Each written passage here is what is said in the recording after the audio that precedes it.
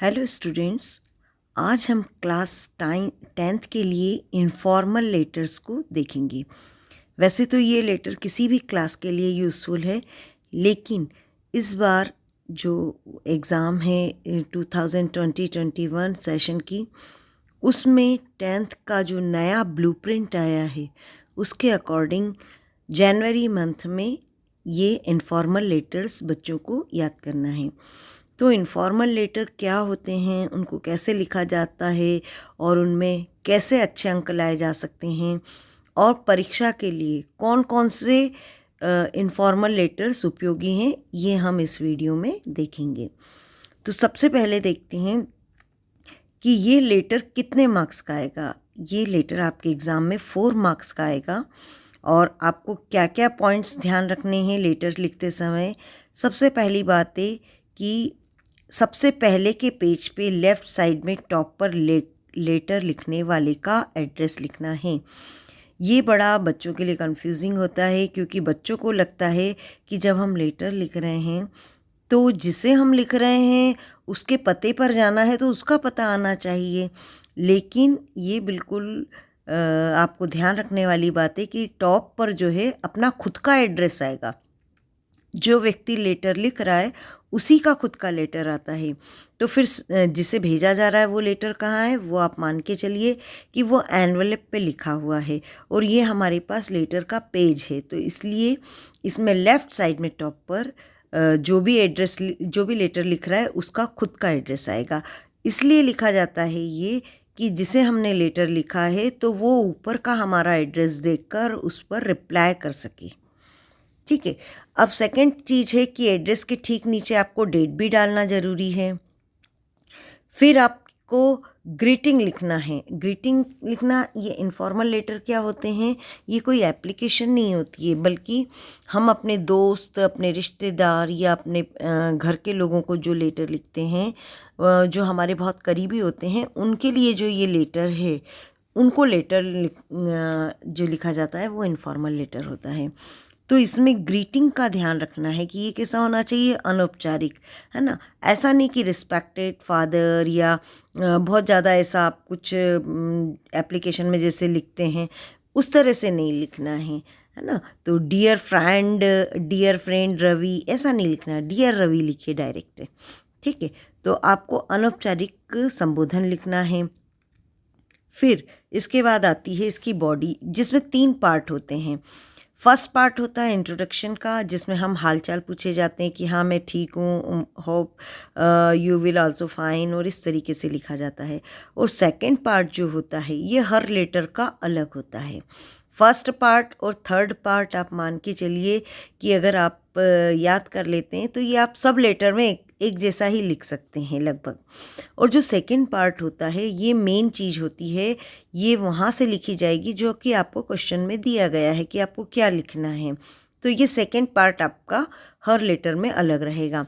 First part में introduction है, हालचाल पूछना है। थर्ड पार्ट में आपको सबको नमस्ते, गुड बाय इस तरह से लिखना है, तो वो सेम ही रहेगा।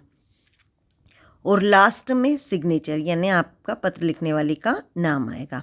अब देख लीजिए एक बार ये फॉर्मेट में आप देख लें किस तरह से लेटर रहेगा। ये लेटर कुछ इस तरह से रहेगा।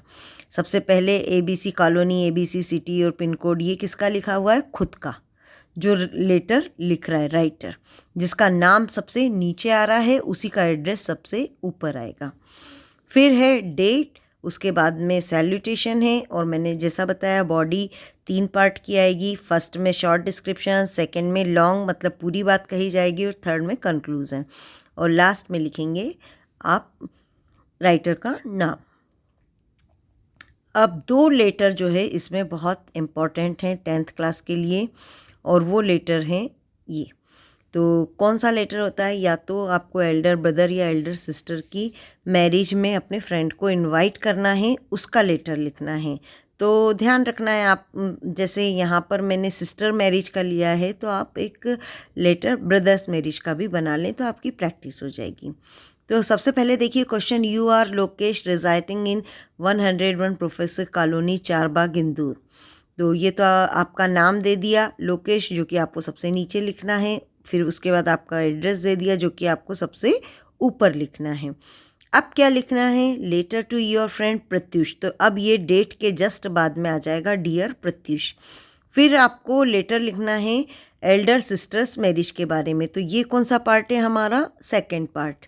जो हम बॉडी लिखते हैं उसका सेकंड पार्ट है कि आपको इनवाइट करना है, और फर्स्ट और थर्ड पार्ट तो सेम ही रहेगा। तो सबसे पहले हम फर्स्ट पार्ट लिख देते हैं, आई am fine, I hope the same for you, ये निपट गया फर्स्ट। अब हम इस बॉडी का सेकेंड पार्ट भी लिख देते हैं, my sister's marriage is fixed, it will take place on 20th March, you have to come with family, I will send the card soon. अब हमको लिखना है इसका थर्ड पार्ट, तो थर्ड पार्ट में आपको कंक्लूजन लिखना है, तो क्या आ जाएगा, रेस्ट ऑन मीटिंग, और फिर योर फ्रेंड, और नाम तो आपको ध्यान ही है कि हमको क्या बताया है, लोकेश। यहाँ पर एक अच्छी बात ये है कि यहाँ पर एक आपको दे दिया गया है कि आप लोकेशन और आपका एड्रेस ये है, तो इसमें कोई कन्फ्यूज़न क्रिएट नहीं हो रहा है कि आपको एक ही एड्रेस दिया है तो आपने उसको टॉप पे लिख दिया।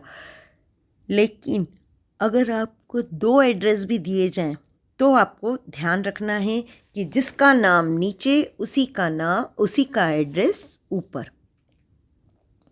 एक और लेटर जो कि 10th क्लास के लिए बहुत ही इम्पोर्टेंट है, वो है अपने फ्रेंड को कांग्रेचुलेशन कहने का, उसकी हाई स्कूल एग्ज़ाम में ब्रिलियंट सक्सेस पे कांग्रेचुलेशन के लिए आपको लेटर लिखना है। तो क्वेश्चन देख लेते हैं क्या दिया हुआ है, you are Harsh Gupta residing in 13 Chauri road Amarwara Chhindwara, write a letter to your friend Pushpendra to congratulate him on his brilliant success in high school examination.